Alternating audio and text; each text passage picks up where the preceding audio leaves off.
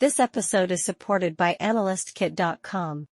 Thousands of tried-and-true calculations mixed with AI to find you the best stocks in a single click. Hey everyone, and welcome back. Today we're diving into something I think is pretty crucial for planning out your retirement, which is how to use this idea of tax risk when you're making investment decisions. Yeah, it's definitely something people don't always think about. Yeah. We're talking about like planning for a future where even, how much you owe in taxes can be unpredictable. For sure. And the stuff you send over uses a really interesting analogy to kind of get this point across. So imagine like planning a trip, right? Down the Amazon. It sounds awesome. Right. Beautiful, but yeah, you don't know what you're going to run into. So many unknowns. Totally. You got the dense jungle. You got all these hidden dangers. Right. You never know what's lurking around the bend. And that unpredictability is a lot like what we face when we're planning for retirement, right? You might have this solid investment strategy, but just like those unexpected detours on a trip, market downturns or tax hikes, they can really mess things up.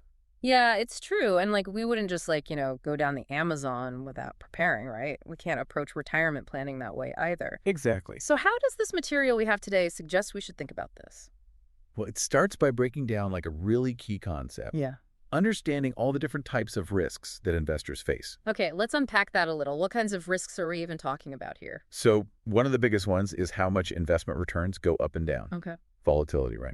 And not all investments are going to be the same. Some are like a wild roller coaster ride, and others are more like a calm train journey. Okay. To get this across, to illustrate this point. Yeah. The material uses this really clever analogy, comparing investments to different kinds of bosses. I love a good analogy. Right. So tell me more about these bosses. Okay, so think of it like this. Boss A. Okay. This is your classic stock market investment. Full of potential. Okay. Capable of amazing returns. Yeah. Free lunch for the whole office, but just as easily throws curveballs and makes you work late into the night. Right.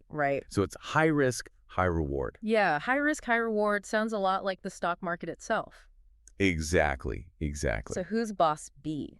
Boss B is like your bond investment. Predictable, reliable, maybe not as flashy, right, but definitely a safe pair of hands. They might not be giving out free lunch every day. Yeah. But you can always count on them for a steady, predictable workday. Gotcha. So Boss A is like that unpredictable, maybe potentially high growth. Yeah. And Boss B is more of that stable, maybe lower growth, but exactly, more stable. And understanding these different personalities, so to speak, it's so key for building a diversified portfolio, right? Yeah. That matches your risk tolerance and your retirement goals. But there's another really important concept that this whole analogy helps explain. Okay. It's standard deviation. Standard deviation, it sounds a little intimidating, I'm not going to lie. Yeah, maybe it sounds technical. Yeah. But it's honestly pretty straightforward. Think of it like measuring those mood swings. Okay. Like we were talking about with the bosses. Yeah. How much does Boss A's, demeanor actually change? Right. Is it like a minor shift? Or are we talking like Dr. Jekyll and Mr. Hyde levels of unpredictability? Okay, I think I'm starting to get, so a high standard deviation basically means more volatility. Yeah. Right? More potential for those big wins, but also big losses. Exactly. Okay. It's like putting a number on that risk. Huh. Now imagine trying to figure out how much you'll have for retirement when your investments are all over the place. Right. Up and down constantly. Yeah, for sure. That's why the standard deviation thing is so important. Okay. Because it helps you make smarter choices about how much risk you're actually okay with. Right. Especially as you get closer and closer to retirement. Exactly. Yeah, that makes a lot of sense. But I think you said there's kind of another layer of risk that we need to be thinking about too. Right. Yeah, and this is where it gets even more interesting. Okay. So the material we're looking at says that even if you perfectly pick your investments and manage your risk and everything, there's something else that can still mess things up. Okay. What is it? Taxes. Taxes. All right. Yeah, I figured they'd come for me eventually. Of course. I just didn't realize I had to plan for them. Now. Yeah, that's what a lot of people don't realize. We spend so much time thinking they're growing our money. Yeah. But we kind of forget that the government's going to want their share eventually, right? Right. Yeah, for sure. And what makes taxes even more complicated is that those rates can change a lot over time.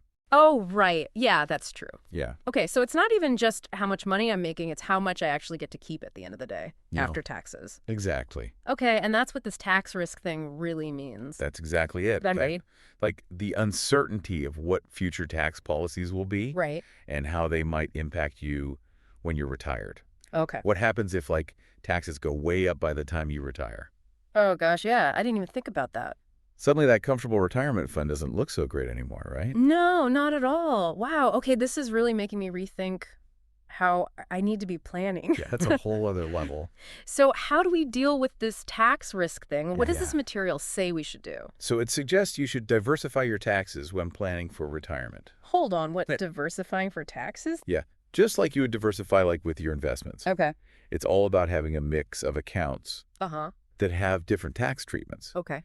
The material talks specifically about two main types. Okay. Tax-free accounts, which is like Roth IRAs, Okay. and tax-deferred accounts, which is like traditional IRAs. Okay. You know about those, right? I've heard of them. I always get them mixed up, though. Yeah, it's really common, don't worry. Okay. So basically, with a Roth IRA, Okay. you put in money that you've already paid taxes on. Okay.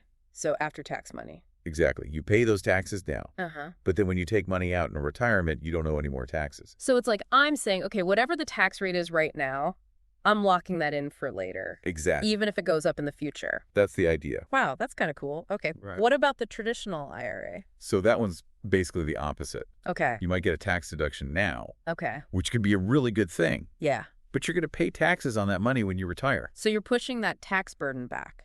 Exactly. Okay. Hoping it'll be lower then, but like we said, there's no guarantee. Right. No one can predict the future. Okay.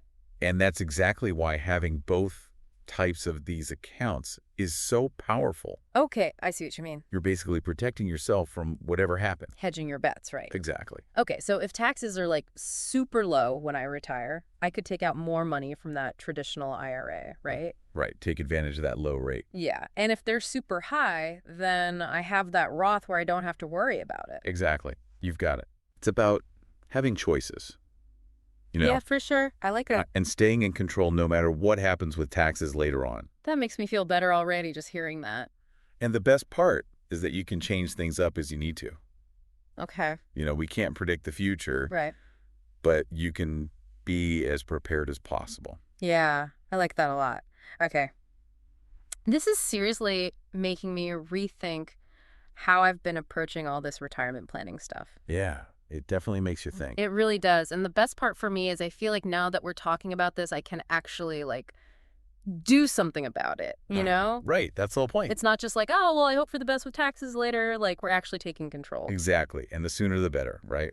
Yeah, for sure. For sure. It's like we were so busy figuring out that river of investments, we totally forgot about the jungle around it.